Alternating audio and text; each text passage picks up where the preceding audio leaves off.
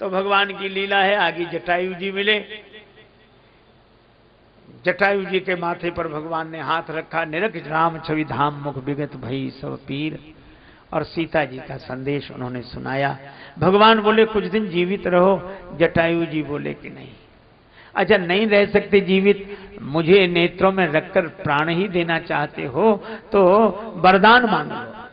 मांगो वरदान प्रिय तात बिछुरती बार देगो सब हारी, ये राम रुचि तुम्हारी में देंगे कहा आप रहा पास, क्या तुम्हारे नाथ देखूं महाराज को विराग भेषधारी में, जानते नहीं हो कौशलेश रमेश हूं मैं, अखिल भुवनेश बैकुंठ को बिहारी में।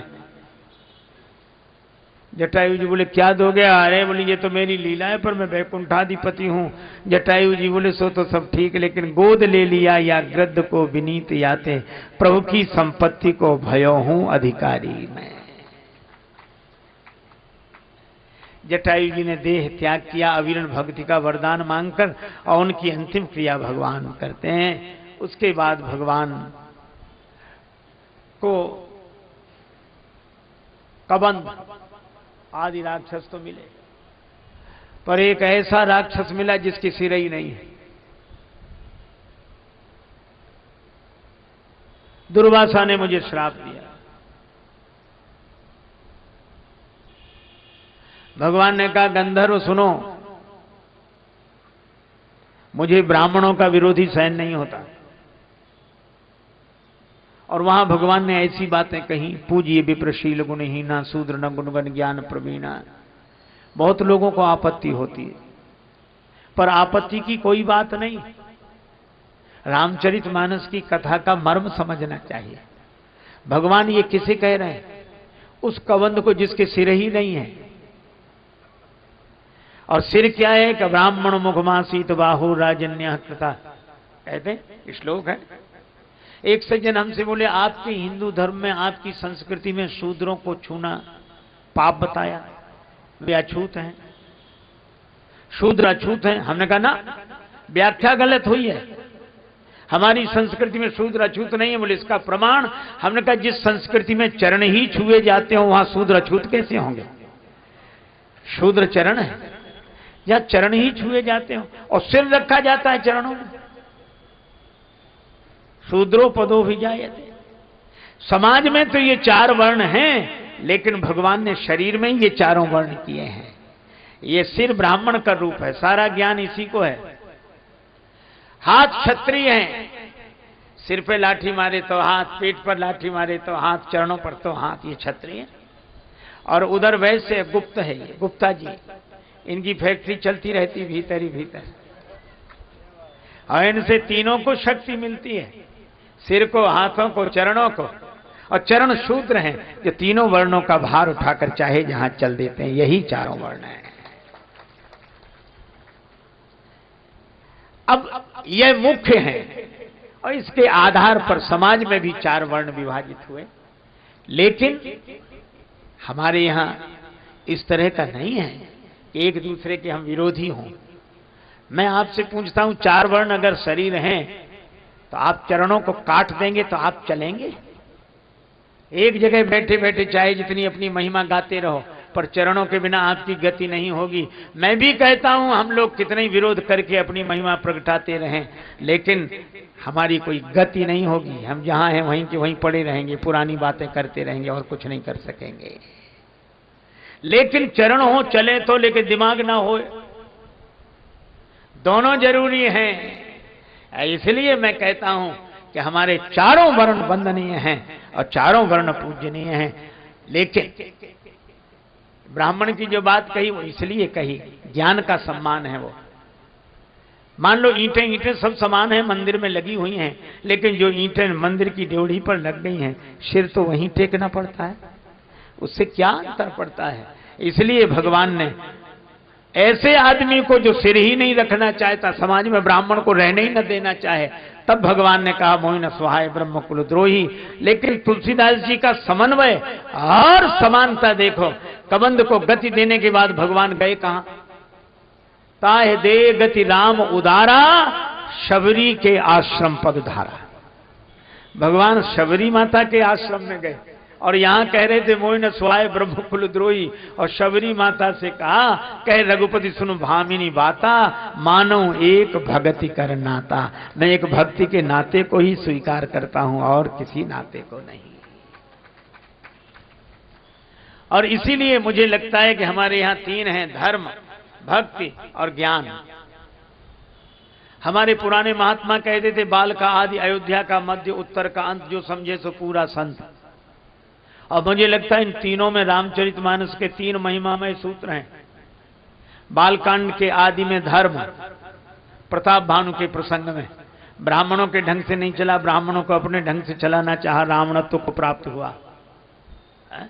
लेकिन धर्म में ब्राह्मण की प्रधानता है, ब्राह्मण के बिना जीवन धर्ममय नहीं होगा। पर एक सीमा है इनकी। दूसरा है संत, जहां संत की प्रमुखता है वहां ब्राह्मण की प्रमुखता नहीं है। तुम अपने क्षेत्र में काम करो, और संत की जहां प्रधानता वहां क्या मिलेगा कि ब्राह्मण के कारण जीवन धर्ममय होता है और संत के कारण जीवन भक्तिमय होता है। सो बिन संत न काहू पाई। और मुझे लगता है कि जब धर्म से धुलाई होती है जीवन की, तब भक्ति के रंग में मन रंग जाता है। यहां संत की प्रधानता है, यहां नियम की नहीं प्रधानता कि ऐसे बैठो वैसे बैठो, ये आसन डालो, उधर देखो, इधर। ये धर्म के क्षेत्र में। भक्ति के क्षेत्र में भगवान, और मुझे लगता अनेक के बीच में कैसे रहो, इसके लिए धर्म का पाठ पढ़ो, और भक्त भगवान 2 के बीच में हम कैसे रहें, इसलिए भक्ति का पाठ पढ़ो। लेकिन तीसरा है ज्ञान।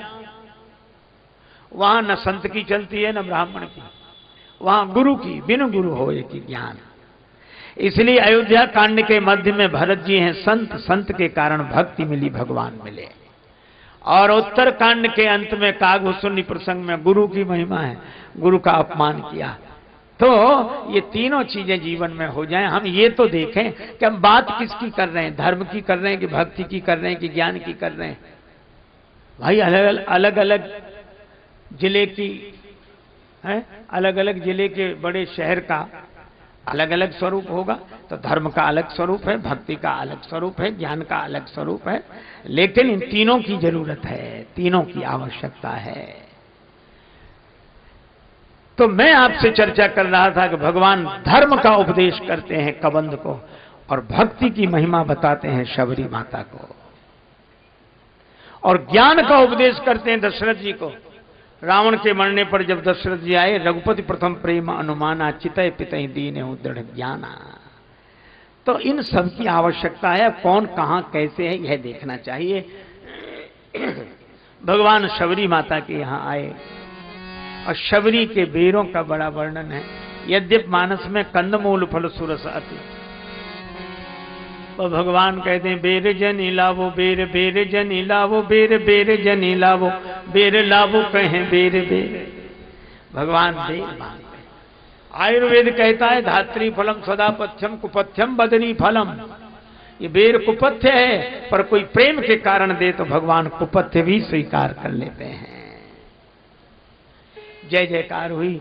शबरी माता से भगवान ने कहा मैं चलूं। देखो मैं मुंबई में था, एक मैया ने मुझसे पूछा, वहां श्री हनुमान चालीसा की कथा हो रही थी। तो एक माता हमसे बोली बहुत हाथ जोड़कर, महाराज, हम कहा मैया बोलो, हम लोग महिलाएं हनुमान चालीसा पढ़ सकती हैं? बड़े नियम बनाए गए, महिलाएं नहीं पढ़ सकती और ऐसा पूजा नहीं कर सकती। तो हमने कहा कि भैया हमसे क्या पूछती हो, हनुमान चालीसा से ही पूछ लो। बोले हनुमान चालीसा ने कहा है? हाँ कहा है। बोले क्या कहा है? हमने कहा हनुमान चालीसा में लिखा है जो यह पढ़े हनुमान चालीसा। तो जो का मतलब क्या है? पुरुष, ब्राह्मण। अरे महात्मा नहीं, जो यह पढ़े, जो पढ़े। वहां कहां नियम है? बोले हाँ ये तो ठीक है। हमने कहा कोई तुम्हें मना किया करे तो हनुमान चालीसा ही बता दिया करो कि ये लिखा है। तुलसीदास जी महाराज ने हनुमान चालीसा लिखा, उन्हें कोई आपत्ति नहीं है कि कौन पढ़े।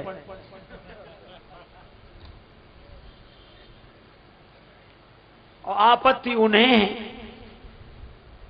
जिन्होंने लिखा ही नहीं है। बल्कि जब ये लिखा गया था तो आपत्ति करने वाले ही लोग उस समय भी विरोध कर रहे थे, क्यों लिखा, और लिख गया तो बहुत बढ़िया है, लेकिन अब आपत्ति है। कुछ लोग कहते रामचरितमानस को नहीं महिलाएं नहीं, और वो एक आदमी ने तो किताब लिख दी। मैं उसकी चर्चा नहीं कर रहा हूं, लेकिन केवल एक बात कह रहा हूं। रामचरितमानस में लिखा क्या है, जे गावई यही चरित सम्हारे, ते यही ताल चतुर रखवारे। जे गावई, तुलसीदास जी को तो आपत्ति नहीं है। जे गा, उन्हें जिन्होंने लिखा उन्हें आपत्ति नहीं, हमें आपत्ति है। हम ठेकेदार बने बीच में। और फिर भगवान शबरी माता से 9 प्रकार की भक्तियों का वर्णन करते हैं, और अंत में क्या कहते हैं कि माता ये 9 भक्तियों में से एक भी किसी के जीवन में हो। और सबसे पहले नाम किसका लिया, पढ़कर देखना, 9वां एकौ जिनके होई नारी, पुरुष सचराचर कोई। भक्ति तो स्वयं माता है, इसलिए माताओं को भी भगवत भक्ति का अधिकार भगवान ने दिया है, तुलसीदास जी ने दिया है। भगवान बोले मां मैं चलूं, शबरी बोली अभी नहीं, आपके पहले मैं चलूं। भगवान को देखते देखते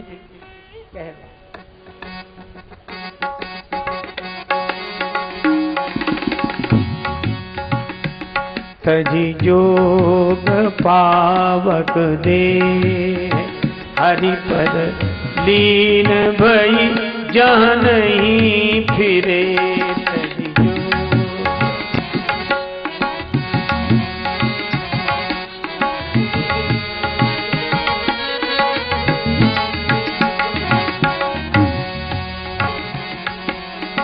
तजी जोग पावक देह हरिपद, लीन भई जहाँ नहीं फिरे। तजी जोग पावक दे, हरिपद लीन भई जहाँ नहीं फिरे। तजी शबरी माता ने भगवान को देखते देखते देह का त्याग कर दिया। भगवान आगे बढ़े, ऋषिमुख पर्वत की ओर बढ़े। सुग्रीव जी ने देखा, भय लगा। श्री हनुमान जी से कहा कि आप जाकर देखो, आप समाचार देना। और यही मुझे लगता है कि भगवान को देखना हो तो सदगुरु की दृष्टि से देखना चाहिए। हनुमान जी ब्राह्मण रूप धारण करके गए, प्रणाम किया, पूछा कौन है आप जो क्षत्रिय रूप में विचरण कर रहे हैं। राम जी बहुत हंसे, मन ही मन। हनुमान जी भेष तो बड़ा अच्छा बनाया, हर कोई कह देगा कि बिल्कुल ब्राह्मण देवता, पंडित जी हो, ब्राह्मण हो, लेकिन इतनी बड़ी गलती कर दी कि साधारण आदमी भी कह देगा कि ब्राह्मण नहीं। क्यों? मुझे क्षत्रिय कह रहे हो सिर झुकाकर, वो ब्राह्मण कैसा जिसका सिर क्षत्रिय के आगे झुक जाए? ब्राह्मण कैसा जिसका सिर क्षत्रिय के आगे झुक जाए? बड़ा। हनुमान जी भी मन ही मन खुश हुए, बोले प्रभु आपको क्या लगता है? राम जी बोले बने बनाए ब्राह्मण हो, असली नहीं हो, असली नहीं हो, फसली हो। क्षत्रिय को देखकर सिर झुक गया, कैसे काहे कि ब्राह्मण? तो हनुमान जी भी मुस्कुरा कर बोले ये तो ठीक है कि हम ब्राह्मण इसलिए नहीं लग रहे क्योंकि क्षत्रिय के आगे सिर झुक गया, लेकिन महाराज अगर हम ब्राह्मण नहीं है तो आप भी क्षत्रिय नहीं हो। बोले तुमने कैसे जाना कि हम क्षत्रिय नहीं है? हनुमान जी बोले वो क्षत्रिय कैसा जिसका सिर ब्राह्मण के आगे न झुके, तो आपका भी तो नहीं झुका। तो अगर हम ब्राह्मण नहीं है, बने बनाए हैं, तो आप भी क्षत्रिय नहीं हो, बने बनाए हो। हम आपके भक्त का काम बनाने के लिए ब्राह्मण बनकर आए और आप धरती का भार उतारने के लिए क्षत्रिय बनकर आए। भगवान ने अपने को छिपाया, हनुमान जी ने पहचान लिया। उस जमाने की बात है जब संत भी छिपाते थे, भगवंत भी छिपाते थे। हनुमान जी भी अपने को छिपाए हैं, भगवान भी अपने को छिपाए हैं। हनुमान जी ये स्वीकार नहीं कर रहे कि हम संत नहीं, हम नहीं, और भगवान भी छिपाए हैं। आनंद ही और था, तब अब जमाना बदल गया है, कोई बात नहीं, बदलता रहता है। पहले छिपाते थे, आजकल छपाते हैं, बस ज्यादा अंतर नहीं, थोड़ा मात्रा इधर की उधर हो गई। एक महात्मा से किसी ने कहा कि महाराज आप अपनी जीवनी बताओ, जीवनी लिखा। तो महात्मा बोले अभी से क्या लिखते हो जीवनी, याद किए रहो। फिर बोले जब डोली उठ जाए तब लिखना, जब चले जाएं तब लिखना, अभी तो नाव समुद्र में का जाने का होए। एक महात्मा जाते थे वृद्धा के यहां भिक्षा के लिए, जाकर बैठे, तब तक किसी की अंतिम यात्रा निकली। वो बुढ़िया बोली महाराज जरा बैठना, मैं देख आऊं ये मरने वाला स्वर्ग या कि नरक। महात्मा को बड़ा आश्चर्य हुआ कि ये तो हम नहीं जानते, ये कैसे जान जाएगा। बोले भाई 1 मिनट पता लग जाएगा, अभी आते। या गई, महाराज स्वर्ग गया। महात्मा बोले तूने कैसे जाना। अरे बोले महाराज इसमें कोई बड़ी भारी बात थोड़ी, जिसके पीछे हजारों लोग रोते जा रहे हैं, बड़ा अच्छा आदमी था आज चला गया, समझ लो वह स्वर्ग गया है, अच्छा काम किया इसलिए। और जिसके पीछे कई लोग जबरदस्ती भला मरा, सबको परेशान, अच्छा बढ़िया, तो यहां परेशान कर दो नरक ही गया, ऐसा कहां स्वर्ग जाए। महात्मा बड़े प्रसन्न हुए। और वही महात्मा दूसरे के यहां गए, सो बुढ़िया से भिक्षा मांगी। बुढ़िया क्या बोली, बाबा हमारे एक प्रश्न का उत्तर दे दो। क्या? बोले तुम्हारी दाढ़ी मूंछ अच्छी है कि हमारे कुत्ता की पूंछ। बाबा थे माधवदास जी महाराज वृंदावन। सो बाबा हंसते, अरे भैया फिर कभी उत्तर नहीं दिया। तुम्हारी दाढ़ी मूंछ अच्छी कि मेरे कुत्ता की पूंछ अच्छी, कोई उत्तर नहीं। एक दिन पता लगा कि बाबा ने शरीर छोड़ दिया। सो बुढ़िया दरवाजे पे आके खड़ी हो गए, विमान जा रहा है, उतारो। हमें उत्तर नहीं दिया, उत्तर दिए बिना कैसे जा रहे, देना पड़ेगा। अरे कहा कि बाबा गए, बोल नहीं उतारो, उतार दिया। सो चरण पकड़ लिए, हिलाने लगी, बाबा उत्तर दो। अब चरण ही पकड़ लिए तो बाबा के शरीर में प्राण आ गया। बाबा उठकर बैठ गए। बोले मेरा तो एक ही सवाल है कि जाते जाते ये बताओ मेरे कुत्ता की पूंछ अच्छी कि तुम्हारी दाढ़ी मूंछ अच्छी। सो बाबा अपनी दाढ़ी मूंछ पे हाथ फेर के बोले कि तेरे कुत्ता की पूंछ से तो 100 गुनी मेरी दाढ़ी मूंछ अच्छी है। तो बुढ़िया बोली बाबा ये तो मैं भी जानती थी, पर आपने उत्तर दिया क्यों नहीं? जिंदगी भर उत्तर नहीं दिया। बाबा बोले अगर मैं उत्तर देकर ये कह देता कि मेरी दाढ़ी मूंछ अच्छी है और मुझे अभिमान हो जाता, तो भगवान की लीला कोई नहीं जानता, कोई ना कोई काम ऐसा हो जाता मेरे द्वारा कि तेरे कुत्ता की पूंछ अच्छी हो जाती है। लेकिन अब ज्यों की त्यों धर दीनी चदरिया, तो अब मैं कह रहा हूं कि मेरी दाढ़ी मूंछ अच्छी है। और इसीलिए छिपा कर रखते थे। छोटा सा पौधा, उसके पास आसपास घेरा लगाना पड़ता है, नहीं तो बकरियां चर जाएंगी। हाँ वो विशाल वृक्ष बन जाए तो हाथी बंधे रहते हैं।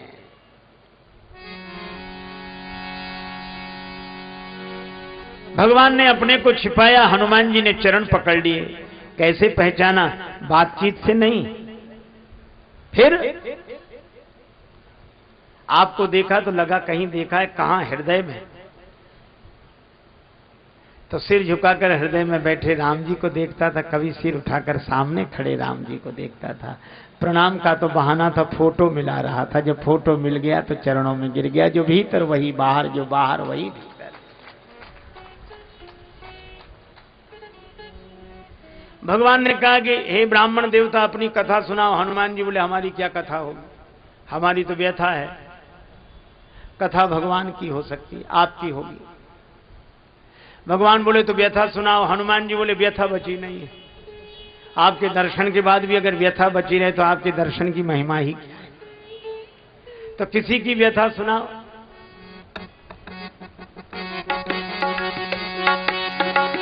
नाथ शैल पर कपिपति रहे, कुशेल पद कपिपति रही।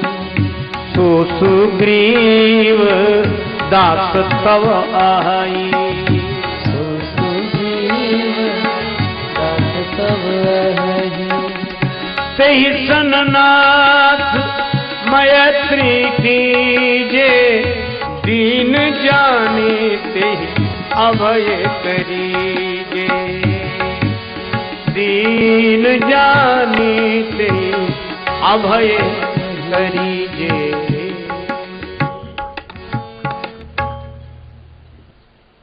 आपका दास है महाराज, पहाड़ पे रहने वाला सुग्रीव। भगवान बोले दास ऐसे होते हैं, पहाड़ पे राजा बना बैठा रहे, किसी को भेजे कि बुला लाओ हमारे स्वामी जी आ रहे हैं, उसे आना चाहिए। हनुमान जी बोले वो दो तरह के मरीज होते हैं, एक को थोड़ा बहुत बुखार आया चले गए वैद्य के पास, इलाज हो गया, और किसी को असाध्य मर्ज हो जाए तो डॉक्टर को खुद आना पड़ता है। सुग्रीव ऐसे वैसे मरीजों में नहीं, आपको ही चलना पड़ेगा। भगवान बोले तो दास के यहां ऐसे, कहा कि आप रिश्ता बदल लो, क्या करें? बोले दास को मित्र बना लो, मित्र के यहां निमंत्रण की कोई जरूरत नहीं। तई सन्नाथ मैत्री कीजिए, मित्रता करो, दीन जानते ही अभय करीजिए, है मैत्री। भगवान ने कहा पर दास की जगह तो खाली हो जाएगी।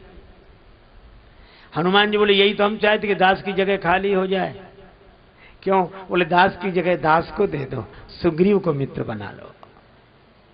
हनुमान जी ने अपनी पीठ पर भगवान को बिठाया। आप चित्रों में देखते हैं उनके कंधे पर बैठे श्री राम लक्ष्मण।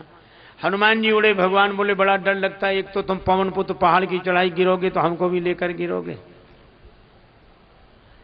हनुमान जी बोले जब किसी के कंधे पर बैठकर कोई डरता है तो दोनों आंख मूंद कर उसका सिर पकड़ लेता है कि तुम्हारे ही सिर पड़े, चाहे गिरावो चाहे पहुंचावो। आप ऐसे ही करो। भगवान ने नेत्र बंद करके हनुमान जी का सिर पकड़ा, लक्ष्मण जी ने भी वैसे ही, हनुमान जी ने दोनों के चरण पकड़कर हृदय से लगा लिए। कहा कि प्रभु अब आप निश्चिंत हो जाओ, अब आप नहीं गिरेंगे, आप तो तब गिरेंगे जब हम गिरेंगे। तो तुमने कैसे जाना कि तुम नहीं गिरोगे? हनुमान जी बोले जिसके माथे पर आपने हाथ रख दिया हो अगर वो भी गिरेगा तो बचेगा कौन? हनुमान जी लेकर आए, तब सुग्रीव राम कहूं देखा, पावक साखी देय कर जोरी प्रीत दृढ़ाए। अग्नि को बीच में रखकर सुग्रीव जी की राम जी की मित्रता कराई। लक्ष्मण जी ने कहा सुग्रीव तुम लकड़ी की तरह, राम जी अग्नि की तरह लकड़ी समर्पण कर रही है, अग्नि लकड़ी को अपना रूप बना रही है। पर राम जी बोले तीसरे को भूल गए, आग लकड़ी दोनों पवन के बिना नहीं मिल सकते। तो जैसे पवन के बिना आग लकड़ी नहीं मिल सकते, इसी तरह पवन कुमार के बिना सुग्रीव और राम जी नहीं मिल सकते। पर हनुमान जी बोले महाराज हम बीच में नहीं हैं। फिर कौन है बीच में? हनुमान जी बोले बीच में तो वो है जो पावक के बीच में है। पावक के बीच में कौन है? हनुमान जी बोले आपने कहा था जानकी माता से तुम पावक मां करो निवासा। तो पावक के बीच में जो जानकी माता है उनके कारण राम और सुग्रीव मिले हैं। जय जयकार हुई। और हनुमान जी ने तो तुम उपकार सुग्रीव वहीं कीना, राम मिलाय राजपद दीना। उपकार सुग्रीव वहीं कीना, राम मिलाय राजपद दीना। सुग्रीव जी को राज्य दिलाने वाले हनुमान जी, सुग्रीव जी के कहने से जानकी माता को खोजने वाले हनुमान जी, और खोजने वालों में समुद्र किनारे सब ठहर गए, पर समुद्र पार जाकर जानकी जी का पता लगाने वाले हनुमान जी।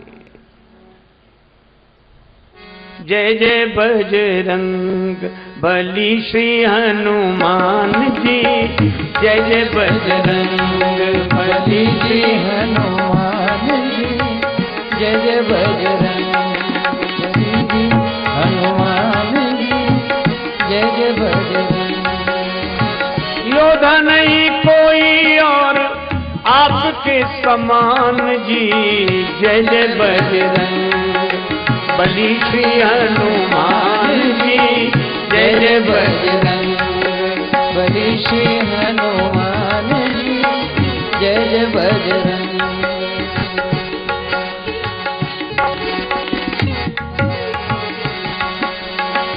जय जय बजरंग बली श्री हनुमान जी, जय जय बजरंग।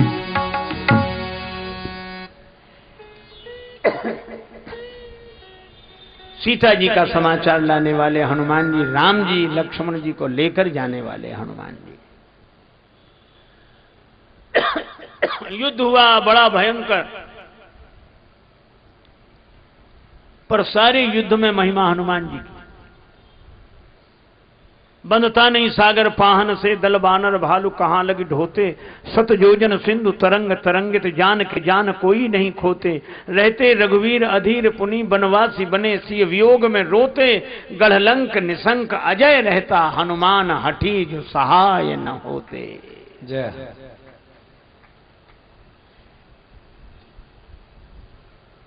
श्री लक्ष्मण जी के मूर्छित होने पर वैद्य को लाने वाले हनुमान जी, संजीवनी बूटी लाने वाले हनुमान जी,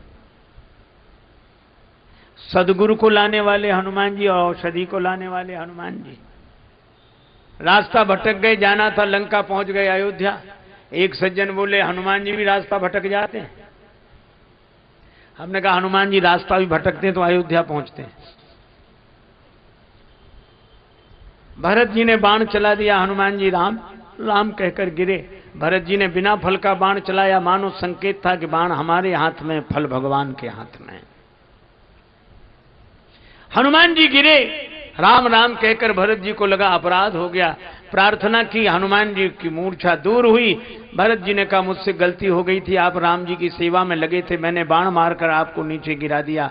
हनुमान जी बोले गलती तो मुझसे हो रही थी, अयोध्या में आकर भी ऊपर ऊपर से निकला जा रहा था, तो आपने बड़ी कृपा की जो बाण मार के नीचे गिरा दिया। मानो संकेत किया कि जिस धरती पर भगवान ऊपर से नीचे उतर कर आते हैं, उस धरती पर तो नीचे उतर आओ। हनुमान जी आए। लक्ष्मण मूर्छा के प्रसंग में कई पंक्तियां ऐसी हैं जिनका अर्थ ही नहीं लगता, खींचतान करके अर्थ लगाना पड़ता है। बहुत लोग लगा, निज जननी के एक कुमारा, तो शत्रुघ्न जी सुमित्रा जी के अकेले पुत्र तो है नहीं, लेकिन लोगों ने अर्थ वो कौशल्या जी के लिए, अपने लिए कह रहे हैं। और ये हमने कहा एक दो का लगा लोगे फिर। नारी हित प्रिय बंधु गमाई, मिले न जगत सहोदर भ्राता, सहोदर भाई हैं।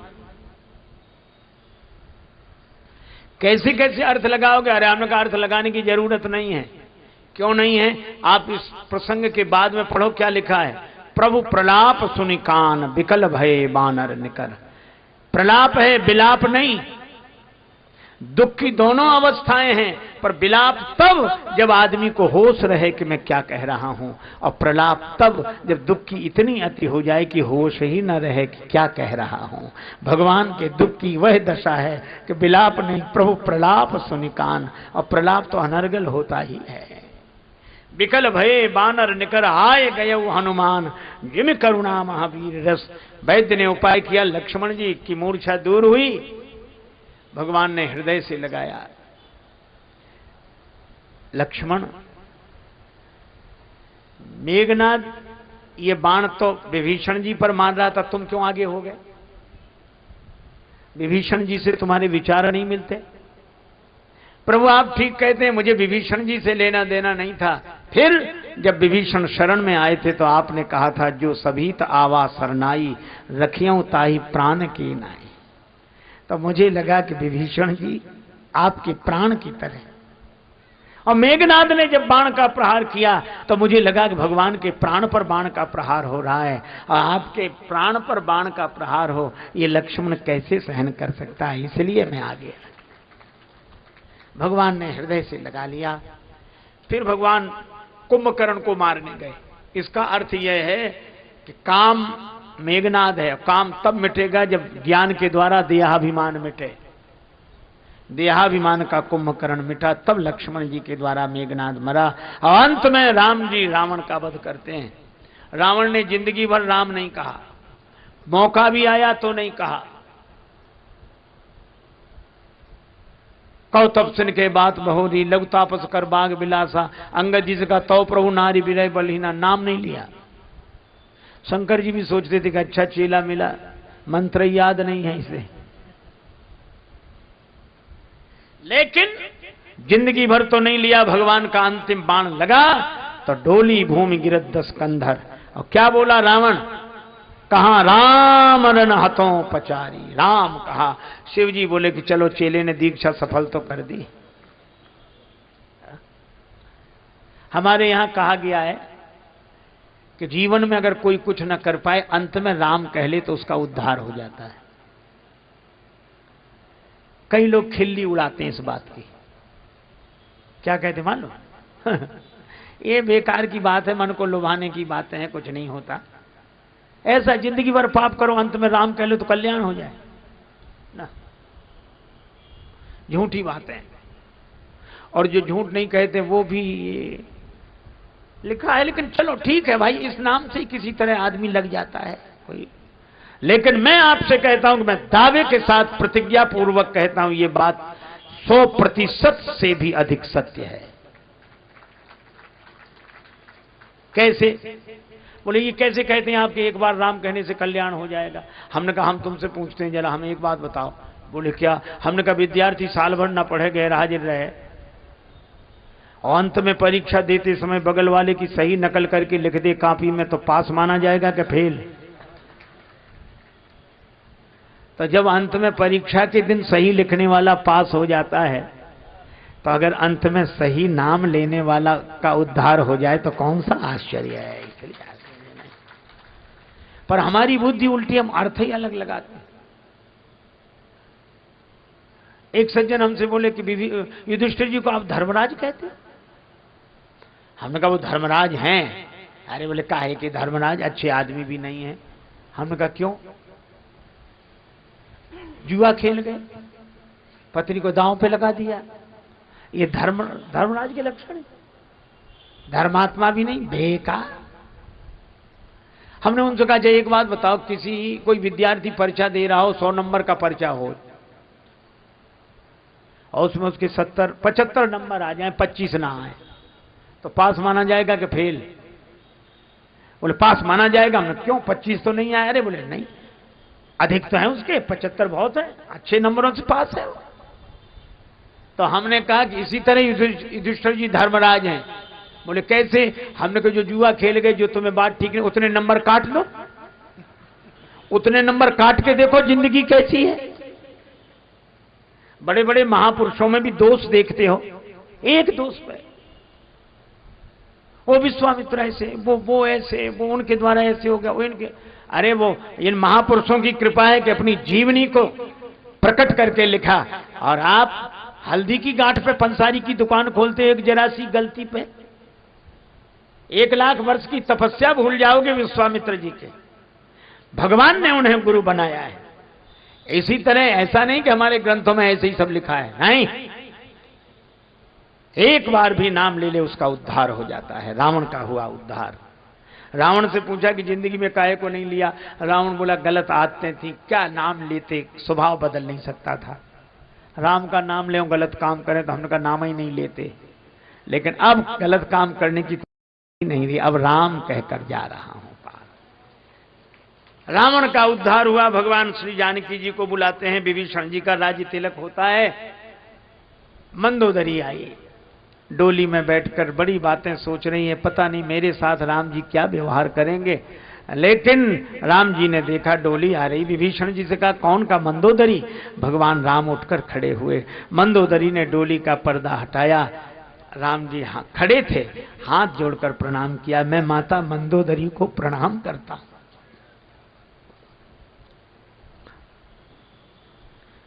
मंदोदरी ने कहा धन्यो राम त्वया जननी, धन्यो राम त्वया पिता।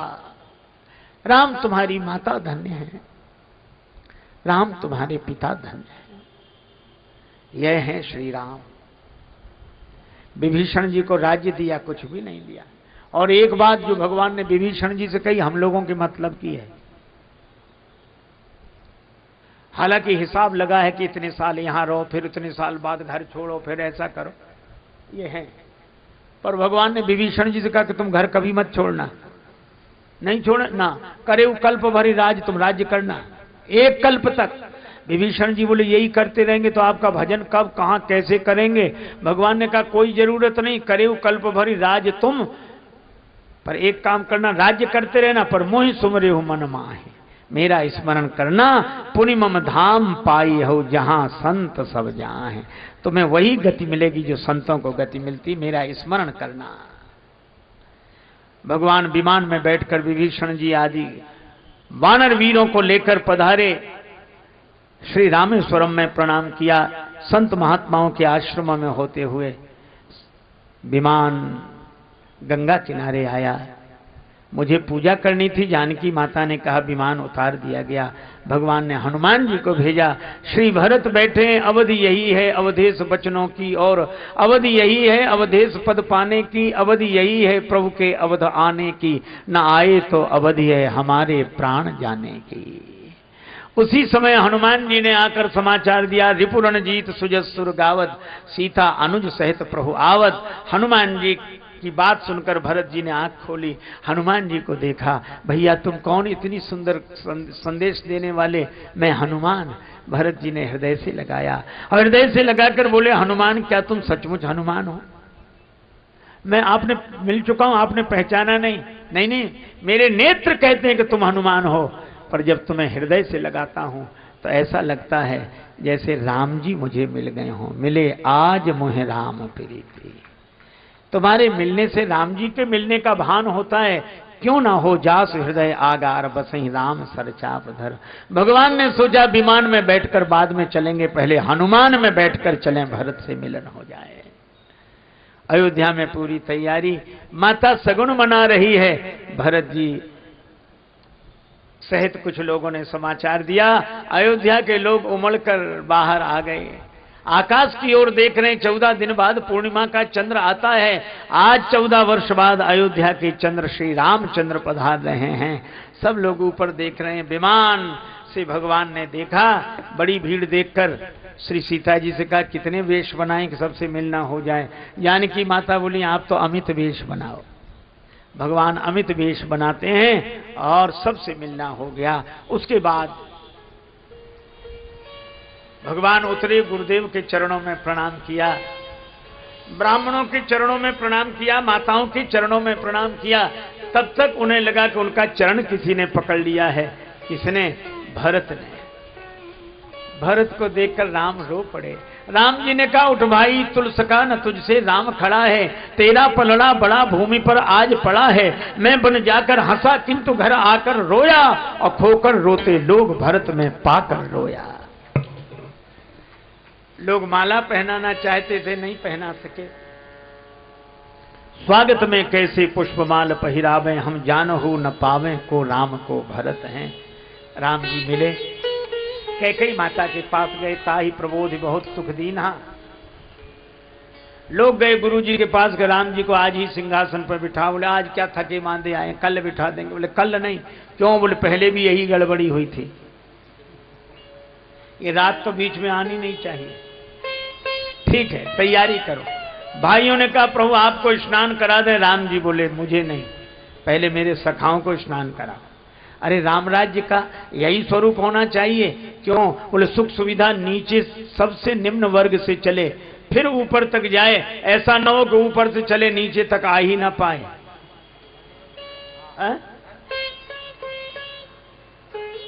सखाओं का स्नान। फिर राम जी तीनों भाइयों को स्नान कराते हैं। करी मज्जन प्रभु भूषण साजे, अंग अनंग देख सत लाजे। सत्ता का प्रेमी नहीं, सेवा का प्रेमी होना चाहिए। और गुरुदेव का आज्ञा आदेश पाकर जटाएं बिबराई और स्नान किया।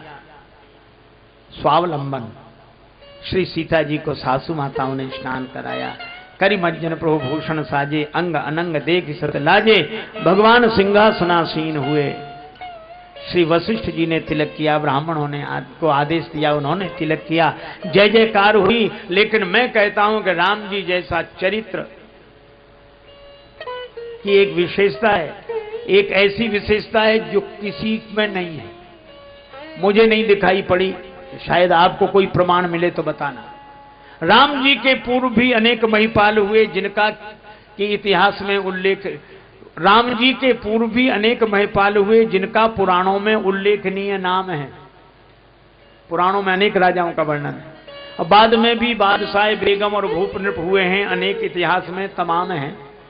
पर एक ही परंपरा रही, राजा रानी रहे महल बीच, राजा दरबार करें, यही रही परंपरा, लगाना विराम है। लेकिन सीता को साथ लेके बैठे राज्य सिंहासन, ऐसे तो राजेश एकमात्र भूप राम है। सीता राम जी सिंहासनासीन हुए, वशिष्ठ जी ने तिलक किया, आरती उतारी। लोगों ने कहा हमने अपनी आंखों के आगे राम जी को राजा के रूप में देखा। राम जी बोले हमारे पीछे देखो कौन, भरत क्या लिए हैं, छत्र, उस छत्र की छाया में बैठा कौन है? का प्रभु आप। राम जी बोले अगर राम राजा बना है तो भरत की छत्र छाया में, संत की छत्र छाया में ही राम राज आता है। भरत जी ने कहा कि मैंने तो छत्र उठाया इसलिए किसकी छाया मुझे मिल जाए। पर लोगों ने भरत जी से कहा कि आपको पीठ पीछे की सेवा क्यों दी? मैं कुटिल हूं, पापी हूं, पर भगवान ने दूर नहीं किया, पीछे तो रखा। और राम जी से कहा क्यों? राम जी बोले जब कोई किसी से हार जाता है तो पीठ दिखा देता है, मैं तो भरत से हार गया हूं इसलिए पीठ दिखा दी। ऐसे ये श्री सीता राम जी की जो पावन कथा, राम राज्य हुआ हम लोगों के बीच में।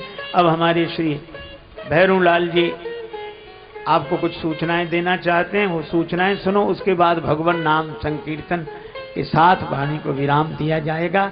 और आप सभी के प्रति, ऊपर नीचे बैठे हुए सब के प्रति, संत महापुरुषों के प्रति भगवत भाव से सादर प्रणाम। सिय राम मैं सब जग जानी, करो प्रणाम जोर जुग पाने। और आप एक ही आशीर्वाद मुझे दें, सीता राम चरण गति मोरे, अनुदिन बढ़ाओ अनुग्रह तोरे।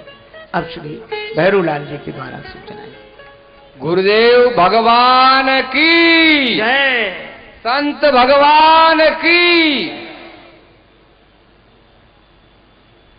महाराज श्री के विनम्र निवेदन पर राम कथा के अवसर पर वृंदावन में जो आश्रम का निर्माण हो रहा है, सबने अपने मन के द्वारा, अपने भावनाओं के द्वारा, अपनी श्रद्धा के द्वारा जो कुछ दिया है मैं आपके सामने पढ़कर सुना रहा हूं। 21,000 रुपए श्री सुभाष चंद्र जी व्यास द्वारा, 21,000 रुपए श्री योगेश चंद्र जी शर्मा सन ऑफ श्री लक्ष्मीनारायण जी शर्मा भोपालगंज द्वारा, 11,000 रुपए द्वारका प्रसाद जी पांडे सुभाष नगर द्वारा, 11,000 रुपए श्री थान सिंह जी भंडारी आर के कॉलोनी द्वारा, 11,000 रुपए श्री किशोर कुमार जी सोमाणी बापू नगर द्वारा, 11,000 रुपए जमुना प्रसाद जी रजनीश जी इंदौर व्यास इंदौर द्वारा, और 11,000 रुपए जगदीश चंद्र जी जोशी गंगापुर वाले शास्त्री नगर जो पहले यजमान रह चुके हैं उनके द्वारा, 11,000 रुपए पूरन चंद जी लवानिया श्री जेके लवानिया आरसी व्यास कॉलोनी द्वारा, 11,000 रुपए साकेत रामायण मंडल भीलवाड़ा श्री नवलजी भारद्वाज द्वारा, 11,000 रुपए श्री ओपी सेन साहब आर के कॉलोनी द्वारा, 5,250 रुपए श्री सावरमल जी शर्मा बालाजी मंदिर बालाजी मार्केट द्वारा, 1100 रुपए श्री यूएस जी व्यास सुभाष नगर द्वारा, 1100 रुपए रमेश चंद्र जी व्यास रतनगे की खेड़ी संजय कॉलोनी द्वारा, 2100 रुपए श्री शिवलाल जी पाठक आजाद नगर द्वारा। इसी क्रम में 1100 रुपए राम भक्त कोदू कोटा द्वारा, 2100 रुपए श्री राधेश्याम जी दाधीच आजाद नगर द्वारा, 51,000 रुपए कवि श्री योगेंद्र जी शर्मा टेक्सटाइल वर्ल्ड द्वारा। माननीय मैं महाश्री से प्रार्थना करूंगा उन्हें अपने पास बुलाकर आपका आशीर्वाद प्रदान करें और माल्यार्पण करें, हमारे लिए गौरव की बात है। आप आश्चर्यजनक बात देखो, उन्होंने मुझे पूछा कितने रुपए हुए, मैंने कहा जी 1.5 लाख हुए। क्या 2 लाख नहीं हुए? मैंने कहा नहीं हुए अभी तक। जिस समय सुबह बात चल रही थी तो उनके भाव उद्गार हुए, आप 51,000 रुपये मेरे लिख दो, 2 लाख तो पूरे करो, ये उनके भाव हैं, बहुत बड़ी बात है।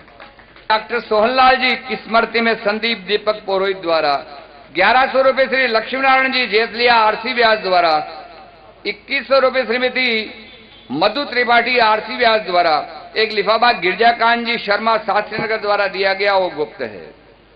1100 रुपए संदीप जी दीपक जी पुरोहित द्वारा, 2100 रुपए श्रीमती कमलाबाई श्री भंवरलाल जी डिकेन नीमच द्वारा, 1100 रुपए श्री देवकी नंदन जी शर्मा तिलक नगर द्वारा, और अंत में 21,000 रुपए 4 नाथ के नाम से भाई साहब ने दिए हैं। वो कहे मेरा नाम गुप्त रखना उनकी महानता है, बहुत बड़ी बात है कि देखकर भी आप अनाम रहना चाहते हैं, बहुत बड़ी महानता है। इसी प्रकार से 1100 रुपए श्री विठल दत्त जी शर्मा दुर्गेश जी शर्मा देवली वाले द्वारा इस प्रकार की सेवाएं हुई है, और कुछ राशि अभी तक चल रही है। मुझे ऐसा लगता है करीब 2,35,000 रुपए तो हो गए, और गाड़ी आगे बढ़ने वाली है। धन्यवाद बाबू। कहीं आपको शुभ नाम श्री शिवरतन जी महेश्वरी द्वारा 1100 रुपए भेंट हुए हैं। अभी लोगों की भावना बन रही है, मैं जान रहा हूं कि अभी तो और ये थैले में पैसा आने वाला है। आपका भी साधुवाद, और जिन्होंने इतनी बड़ी सेवा की है महाराज के इस निर्माण में, मैं उनसे भगवान से प्रार्थना करता हूं, श्री राम सरकार से, कि आपके घर में हमेशा सुख शांति बनी रहे।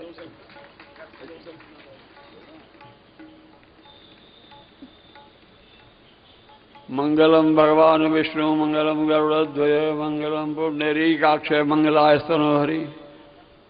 परम आदरणीय स्वामी जी राजेश्वरानंद जी महाराज के चरणों में प्रणाम करते हुए, और सभी पधारे हुए संत समागम को प्रणाम करते हुए, एवं सभी श्रोताओं को प्रणाम करते हुए मैं 2 शब्द अर्ज कर रहा हूं।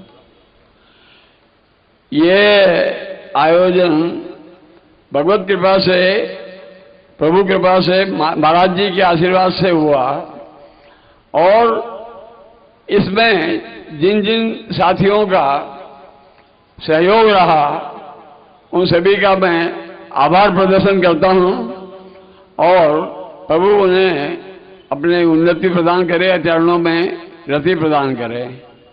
मैं इस योग्य नहीं था कि ये आयोजन कर सकूं, या ये प्रभु कृपा और महाराज जी के आशीर्वाद से संभव हुआ है, और ये आयोजन आज पूर्णता की ओर अग्रसर हो रहा है। इस अवसर पर मैं महाराज श्री का पुनः भारी वचनों से अनुग्रह करता हूं कि फिर पधार करके और अनुग्रहित करें, इस भीलवाड़ा की धरती को पुण्य प्रदान करें। और सभी साथियों का मैं पुनः जो इस कार्य में सहयोग प्रदान करते रहे हैं उनका आभारी प्रदर्शन करता हूं, और सभी श्रोताओं का भी पुनः गदगद स्वर से आभार प्रदर्शन करता हूं कि पधार करके महाराज जी के वचनों का श्रवण किया। और एक निवेदन यह है कि जो महाराज जी ने हमें उपदेश दिए, जो रामायण सुनाई, राम कथा सुनाई, उसमें जो हमें लगा हो उसे हृदयंगम करे, अच्छा लगा हो उसको हृदयंगम करके जीवन में उतारे, यही प्रभु प्रार्थना है। बहुत श्री स्वामी राजेश्वरानंद जी महाराज की जय। ओम शांति ही शांति ही शांति। द्वारा श्री दुर्गा शंकर जी तिवाड़ी मंडल वालों को एक रामायण भेंट की है, तो महाराज श्री की यहां से ले जाए रामायण। श्री दुर्गा शंकर जी तिवाड़ी मंडल।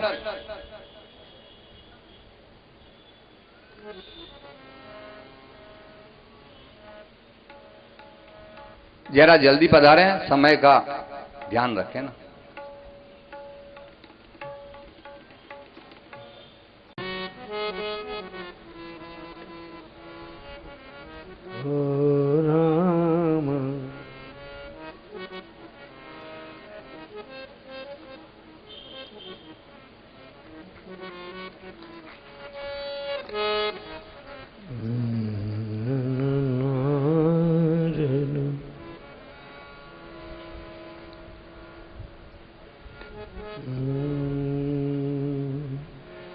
बहुत बहुत साधुवाद, आप सबको प्रणाम।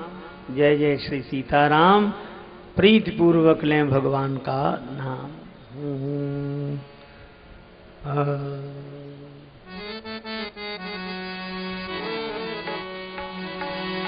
हरे राम राम राम सीता राम राम।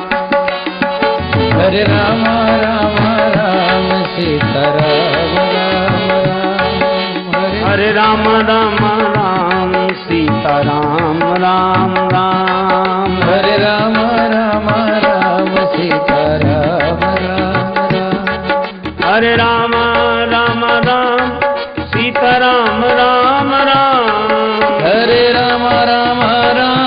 सीता राम राम राम। हे राम राम राम सीता राम राम राम। हरे राम राम राम सीता राम राम राम।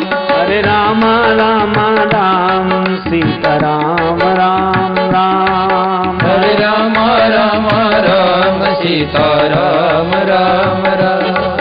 हरे राम राम राम सीता राम राम राम। हरे राम राम राम सीता राम राम राम। हरे राम राम राम सीता राम राम राम। हरे राम राम राम सीता राम राम राम। हरे राम राम राम सीता राम राम राम। हरे राम